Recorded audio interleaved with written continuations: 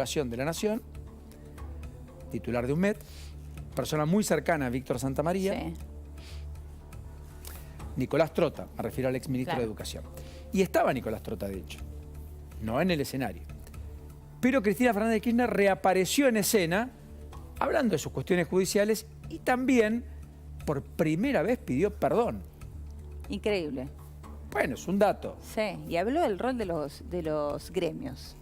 Casi un símil de lo que ya había planteado en algún momento en 2012, pero que nunca llevó a la práctica, fruto de los acuerdos explícitos con los gremios, que salen a viva voz a militar la candidatura de Massa y se recostaron en todos los casos, en particular los docentes, en la propia figura de Cristina Fernández de Kirchner. Pero el sábado, delante de ellos, dijo cosas como estas. ¿Las compartimos? Dale, la escuchamos. Yo no digo que las cosas estén bien, también nosotros tenemos responsabilidad. No voy a hablar de las cosas que no hizo el gobierno porque ya las dijo oportunamente, pero voy a hablar más que nada también de que nosotros tenemos que discutir cosas que muchas veces nos hemos negado a discutir. Porque no es cierto, Pedro, que la gente ya haya derechizado. A ver, querer tener mi casa, hoy ya no es ni tener casa, hoy no puedo alquilar. A ver, querer tener clases, tus hijos que van a la escuela pública, pero no podemos seguir diciendo que defendemos la escuela pública, pero mandamos a los chicos nuestros a la privada porque no tienen clases. Y tenemos que discutirlo nosotros. Y yo sé que los compañeros por ahí, docentes y demás, me acuerdo en el año 2012, yo era presidenta y dije en un mensaje del 1 de marzo, pero Dios, me saltaron a la yugular. Pero compañeros, compañeras, si nosotros no discutimos los problemas que tenemos, van a venir de afuera a imponernos las condiciones de la discusión, que no van a ser las condiciones reales, van a ser...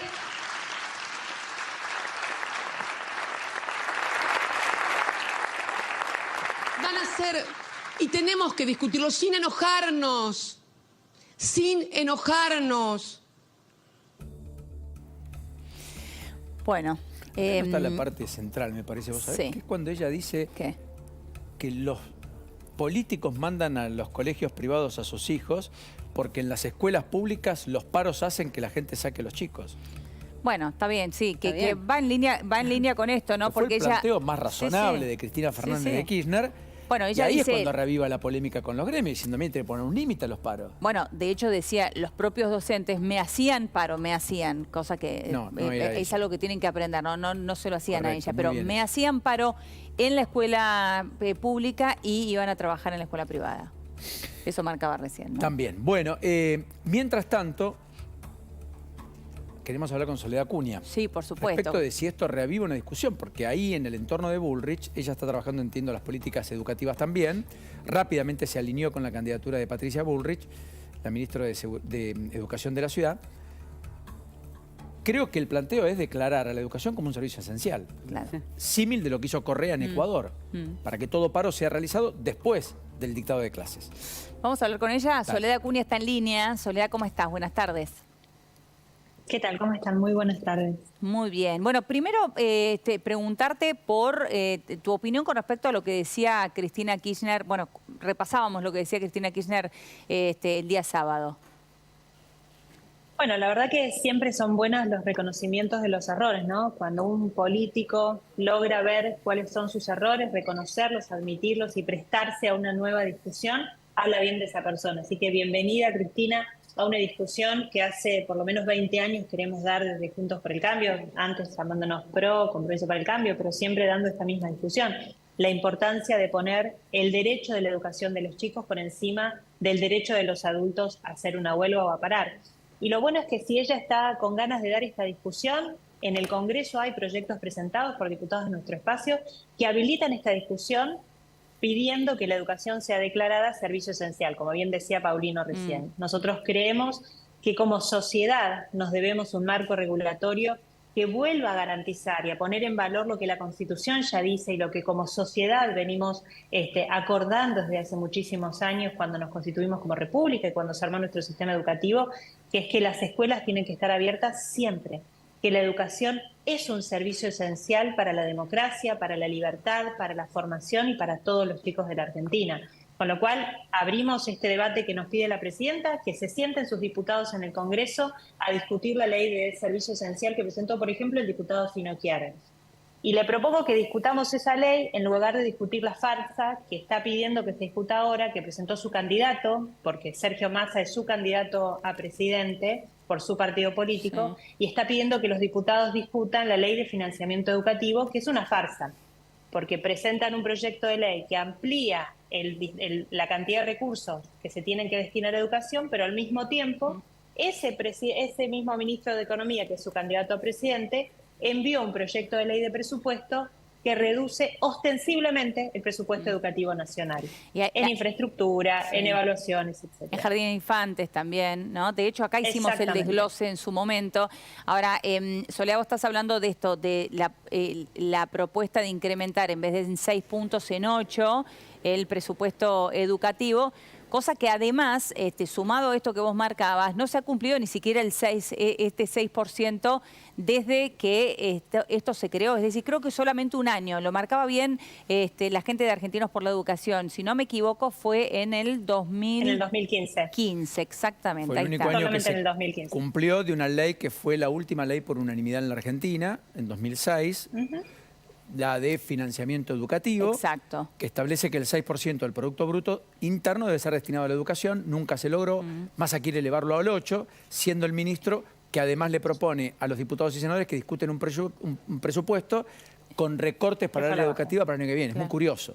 Esto es lo que usted marca. Pero además, eso es lo que marco. Pero además también está pidiendo, porque ya pidió en la comisión que se empiece a tratar, porque no es que solamente presentó para la campaña. Como es parte de su plan de tirar plata a la calle o de hacer creer que tira plata a la calle para que lo voten, está pidiendo que el Congreso ahora discuta esta ley, que es una ley que es una farsa, como digo, porque está pidiendo que se aumente un presupuesto sin decir de dónde se va a sacar la plata.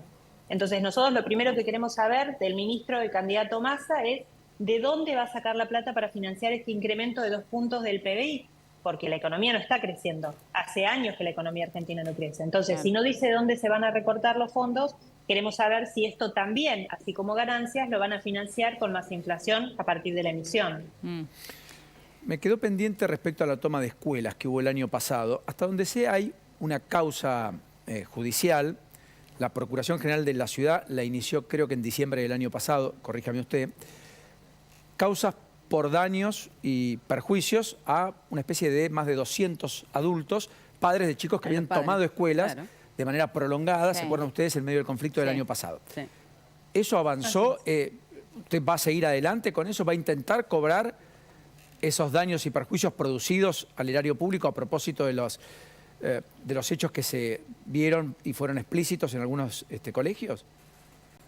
Por supuesto, porque todo tiene que ver con lo mismo, tiene que ver con ser responsables con las conductas, que los chicos en la escuela tienen que aprender, además de los contenidos que están en el diseño curricular, tienen que aprender valores de la democracia. Y cuando decimos que la educación es esencial, que las escuelas no se pueden cerrar, me estoy refiriendo a todos. Nadie puede cerrar una escuela. No la pueden cerrar los docentes que hacen huelga y no la pueden cerrar los estudiantes que, con el pretexto de pretender manifestarse o luchar por cualquier argumento, le prohíben al resto de sus compañeros entrar a la escuela. Una toma de escuela es eso, es cerrar la escuela para manifestarse.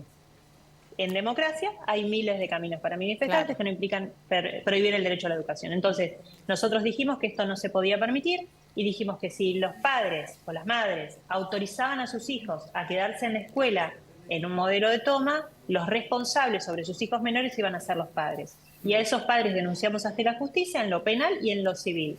En lo penal, por el hecho de cerrar un establecimiento público, y en lo civil, porque al Estado, a todos los vecinos de la ciudad, esto les significa un costo. Costo de docentes que no pueden ir a trabajar, costos de programas que no se pueden ejecutar, costos de seguridad para cuidar la integridad de esos chicos, etcétera. Entonces eso se monetizó, obras de infraestructura que se estaban haciendo en escuelas y que fueron suspendidas por ese tiempo de toma.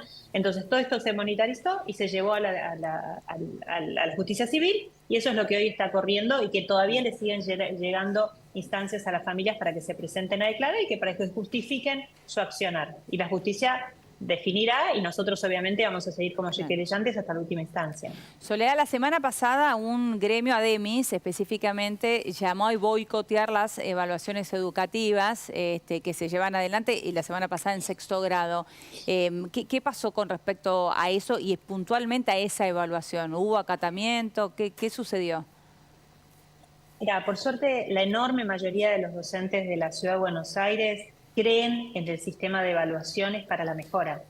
Todos ya sabemos que es importante conocer qué estamos haciendo y cómo lo estamos haciendo y qué impacto tiene lo que hacemos en nuestros estudiantes, en los aprendizajes, para poder hacer cosas que nos mejoren, para poder enseñar cada día mejor. Y por eso la evaluación se pudo hacer correctamente. Ahora, así como está este sindicato minoritario que se opuso a esta toma específica de la prueba Aprender para 6º grado, en paralelo tenemos al ministro Massa mandando un proyecto de ley que reduce en un 50% el presupuesto para las evaluaciones nacionales, con lo cual también el kirchnerismo se está oponiendo a las evaluaciones para la calidad, con lo cual también sería bueno conocer por parte de la vicepresidenta Cristina Kirchner, que ahora quiere debatir sobre la importancia de la educación, y por parte de los diputados que van a discutir esta ley, cómo vamos a financiar las evaluaciones si reduce el presupuesto a la mitad o qué evaluación va a dejar de hacer. Claro. Ministra Acuña, como siempre, gracias por la deferencia de atendernos y de estar ahí con nosotros. Muy gentil.